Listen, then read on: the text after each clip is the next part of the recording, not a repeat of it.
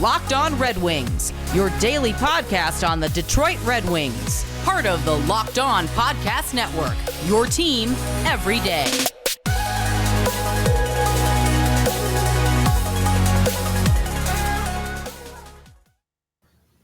Welcome back to the Locked On Red Wings podcast. We're your hosts, Brian Fisher and Scotty Bentley. Today, we're going to do a little bit of a twist. We're not going to talk about the Red Wings. Instead, we're going to talk about the impact on the AFC West the Russell Wilson trade is going to have on the Seahawks and the Broncos. Are the Broncos even in the AFC West? If you need a MLB lockout update, we can do that too. We can talk about anything besides. I got Elden Ring, started playing. Elden Ring. Did I say Elder? You said Elder Ring. Sorry. I do know the name of the game, I promise. You're talking about some old guy's ring? I don't know what's going on. But I'm horrible at it. I don't know. I'm very confused. I'm horrible. No clue what's going on. But everybody else was on the wave, and I was like, well, I should probably get on this too. Have you ever played a From game before, Scotty? I don't even know what From means. It's the company that made the game. They're called From Software. They're responsible for the games Dark Souls, Demon Souls, Bloodborne, Sekiro. They are known for their difficulty. Their games. So I've never owned any of those games. I played Dark Souls a couple of times at a buddy's house and remember being very frustrated and also being confused and not knowing what was going on. That's the point. And just being lost. And same thing's happening. I'm very confused. I have no clue what I'm doing. I don't understand anything that's going on. I've logged like 3 hours and I still don't have clothes on my guy. I don't. You roll faster with no pants on, just so you know. That's a hot tip. I mean, okay, cool. I'm very bad at it, but I mean, we can talk about that for half an hour if you want. So Elden Ring is like the pinnacle of open world games. It's intentionally drops you in a world where you have no idea what you're supposed to do or go. You just pick up a sword and you do it, and you're supposed to find your way as you go. There's no map. There's barely any HUD, heads-up display. That's the point of the game. So it's been a very niche game. I want to say series. The company creates a very niche brand. So people who love really highly difficult games, like my roommates, they love it because they love a game that challenges them. But for your standard gaming person, your gamer, if you will, normally doesn't like it because they're used to games telling you where to go, what to do.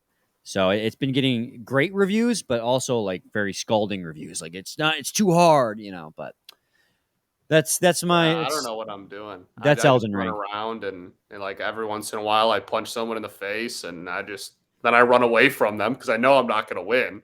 But then if I die, I start like half an hour ago from where I was, where I respawn. So yeah, because you can only save if you find a save point. There's no auto saves in the game. Right. Part yeah. of the It's very. Yeah,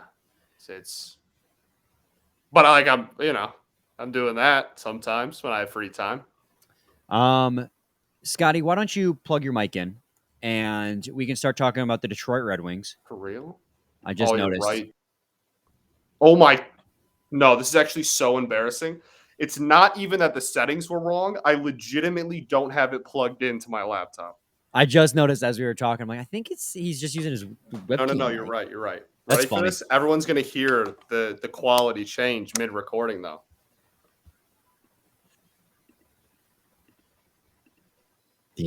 Oh, look at that. There we go. Crispy, right?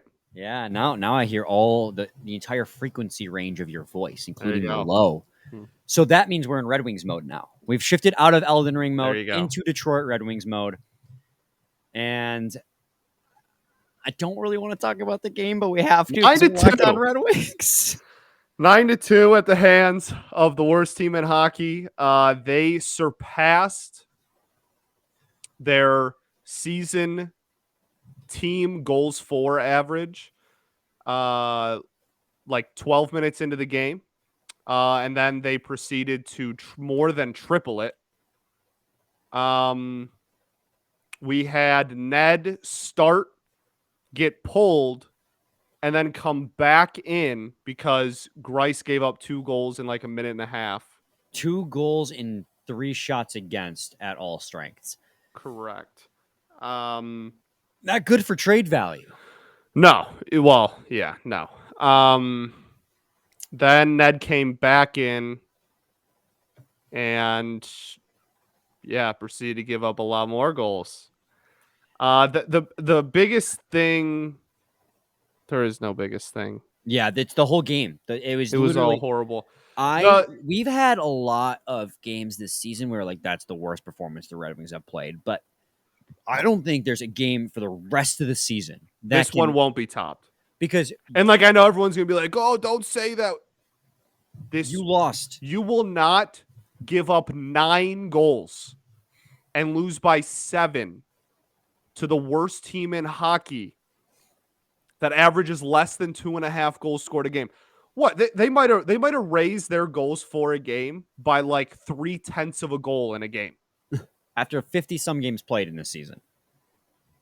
It's asinine. It was unbelievable. And the goaltending was horrific. The defense, we talk like 90 times. We have said this is the worst the defense has looked all year. Again, this won't be topped.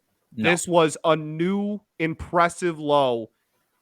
Do people realize that you actually need to defend the crease? That's like an actual thing that like, hey, like a lot of goals are scored from the crease. Maybe we should like play defense against it. Is that something that's like common knowledge in communities, or is that lost on some people? I really should have saved my rant about the defense until after tonight's game. Remember my rant from a couple days ago? I do. It was yesterday. Was it yesterday? It was last night, yes. Oh, that's right, because this is Tuesday, so it was Monday's episode. Oh, man. I should have saved that. I'm just going to copy and paste that because there you sentiments go. Times 1,000. That's our show. That's our show. Okay, so it's easy to blame the defense because they were horrid. I mean, like, you have Moritz Seider. It's easy and correct. The defense is easy was and horrific. Correct. But you got Moritz Seider, for example, busting his ass back on a breakaway and draws a penalty, but takes away the goal scoring opportunity, which is the smart play if you get beat. Take the guy out, take away the scoring chance, take the penalty. Osterley is just coasting to the front of the net with another Coyote forward in front of him and does not pick him up, rebound scores. It was like that all game long. Gustav Lindstrom, guys, I'm going to put the hockey stat card thing up because if you guys aren't watching on YouTube, you should be, because this hockey stat card is the definition of ugly. Gustav Lindstrom in this game, who's been surprisingly good this season, by all accounts has been a surprise, had a minus 6.14 impact on this game. And for those of you who are unaware of how this works, a hockey stat card takes into account time on ice, goals against, individual expected goals, penalty. It takes in a bunch of that stuff and averages it to a 0 and finds where they fall on the scale. Gustav Lindstrom had a minus 6.14 impact, which is horrible. Normally, guys are at worst a 3. He had no positive impact on this game whatsoever, followed by Jordan Osterley, who's the guy I was just talking about, and not even your best players. So you couldn't get anything started on offense either, at least even strength. You had 2 power play goals, which is, I mean, oh boy, you scored 2 power play goals against the worst penalty kill in hockey when you're getting blown out 9-2. But your offense didn't play any defense either. Like, I think that's something we overlook a lot, Scotty, is just how poor, not how Absolutely. poor, but the defense that the offense plays, because that is part of the defense. It's you guys got like, look at just quick maths. There's more forwards on the ice than defenders. Yeah. You want to talk about defense? They got a pretty hefty impact on it. And obviously the defensemen, you know, their job is a lot more oriented towards that and everything. And you can obviously attest to that a lot more than I can. But that's still, again, that's still more than half of the skaters on the ice are forwards, and they play horrible defense too. Yeah. And clearly the main reason why they lost this game is because they didn't have any built bars before the game got played. Clearly. Clearly, they got their stick launched halfway up the ice, just standing there. This is the time of year where we've all pretty much given up on our New Year's resolutions, but not this year. You're going to stick to it. You're going to stick to it and eat right, thanks to Built Bar. It almost feels like it's not really a resolution because you actually enjoy eating them. All Built Bars are covered in 100% real chocolate. That's 100% real chocolate. That was not a mistake. Low calorie, high protein. Replace your candy bars with these. They are better. A typical candy bar can be anywhere from 200 to 300 calories. Go to Built.com and scroll down to the macros chart. You'll be blown away. High protein, low cal, high fiber, low carb. Most Built Bars rather, contain 130 calories, 4 grams of sugar, 4 net carbs, and 17 grams of protein. Compare that to a candy bar, which usually has around 240 calories, 30 grams of sugar, and dozens of net carbs.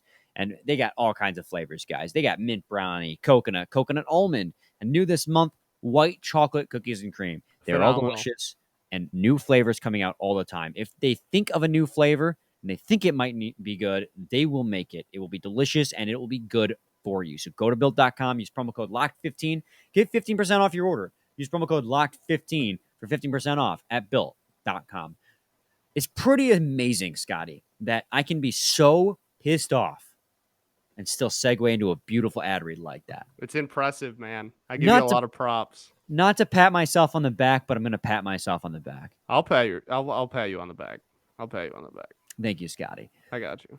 Man, what do you want to talk about next with this game? I mean, we can talk about how the forwards couldn't get anything going. They couldn't even get the puck out of the zone. Defense would get the puck up to the forwards along the wings, and boom, nothing. We can talk about the heat map and how there was just an absolute lack of any pressure. You know, I'm going to throw the heat map up there. Throw the heat map up, boys and girls. Don't want to discriminate. Boom. Look at that. And look at all these girls. These are just at 5-on-5, Scotty. Look at goal. I mean, just look at it. We didn't have a single 5-on-5 goal this game. And I am at a loss as to how to accurately describe my almost like I'm at a loss on how to describe how much of a loss I am right now. Because that was just, it looked like, so here's what happened in this game. Clearly the team that we were supposed to play in my men's league game for the playoffs was the team that was playing against the Coyotes tonight. And the Red Wings were playing against my men's league team because we got outclassed. Clearly, they went to the wrong rinks or something, and that's why it's happening. You went up against Larks tonight, eh? We went up against Larkin tonight, and we got blown out. Guys, all I can do right now is make jokes. I don't have any hard-hitting analysis to tell you.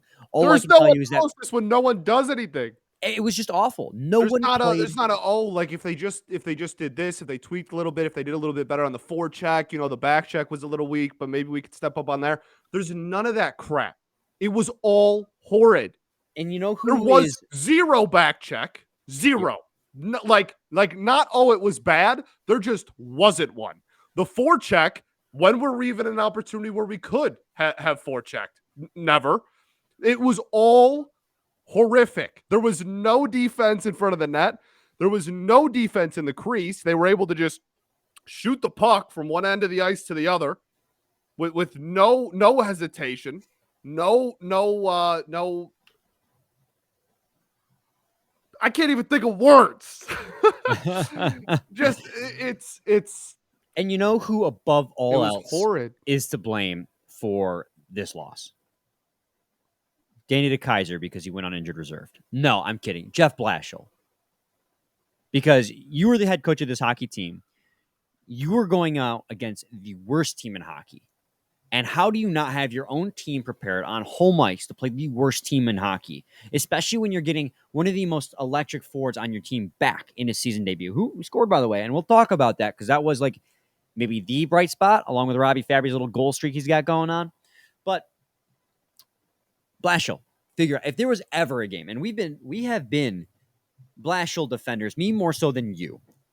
You're a guy who's like, Blashill fits the need for the moment. I'm the guy who's like, let's see what he can do when the rosters around him is good. Either way, we're like, we'll have Blashill hang around for a little bit longer.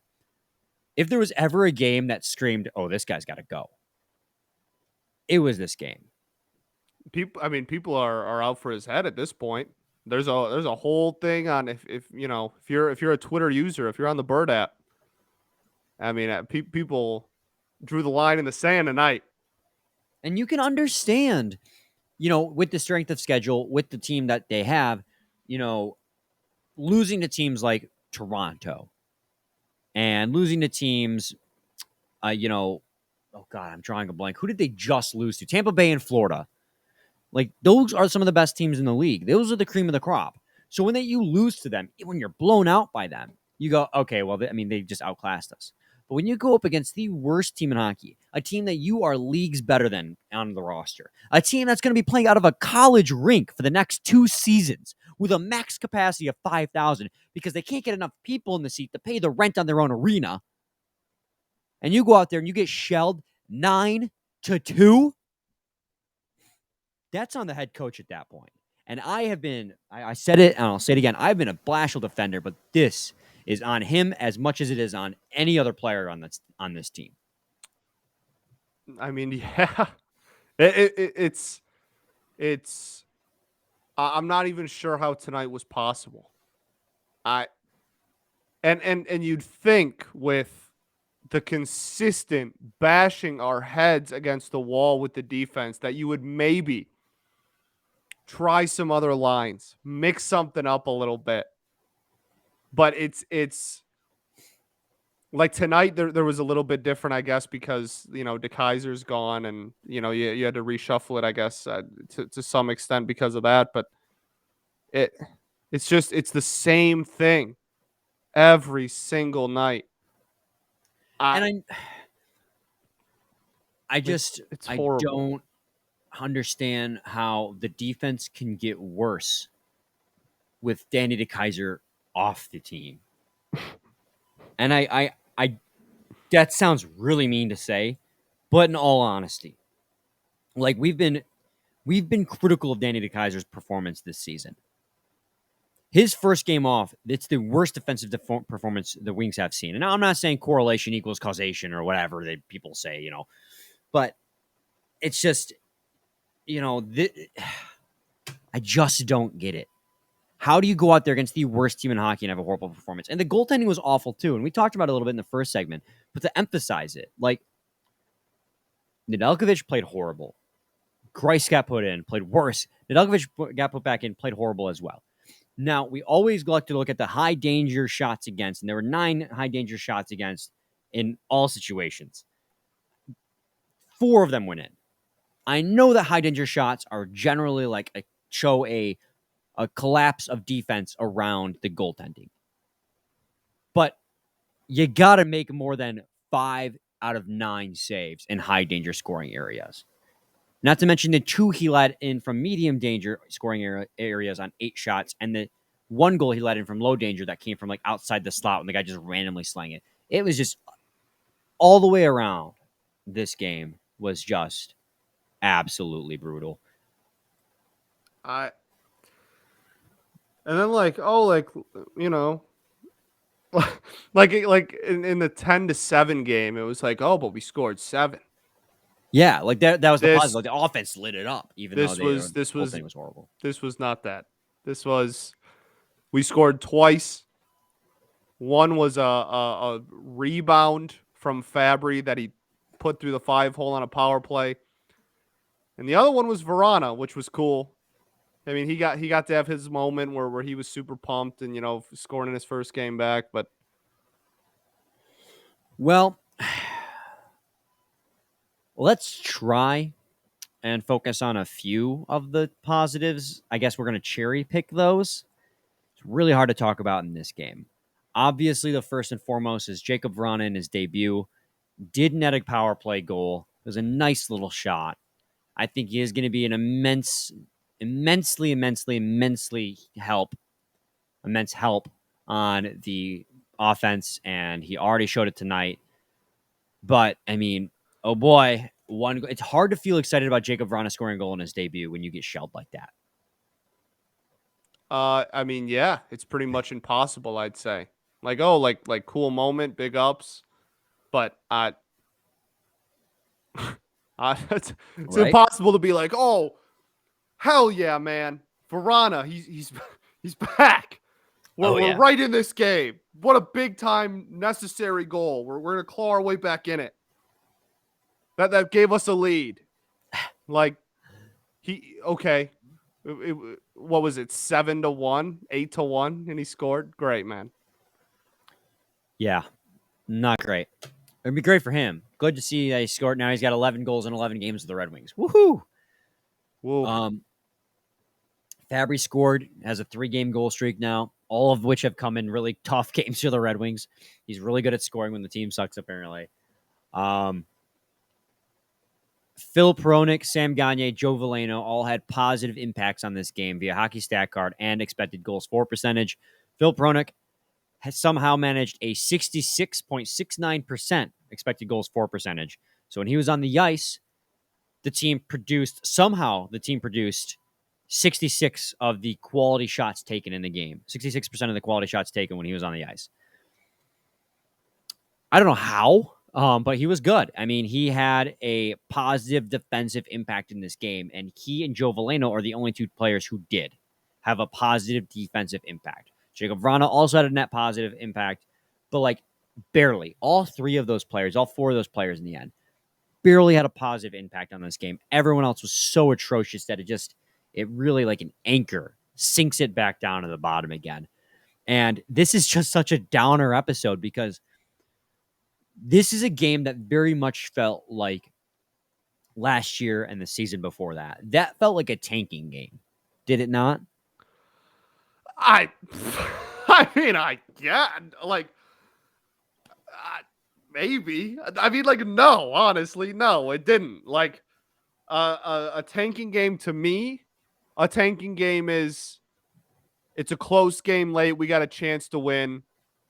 Head coach makes a pretty clear decision to not play a best player, not play a player that would excel in this situation, change a scheme to play it safe as opposed to being aggressive, and you end up getting the loss. It's subbing out Cade Cunningham with 5 minutes left when you're in a tie game. That's a tanking game.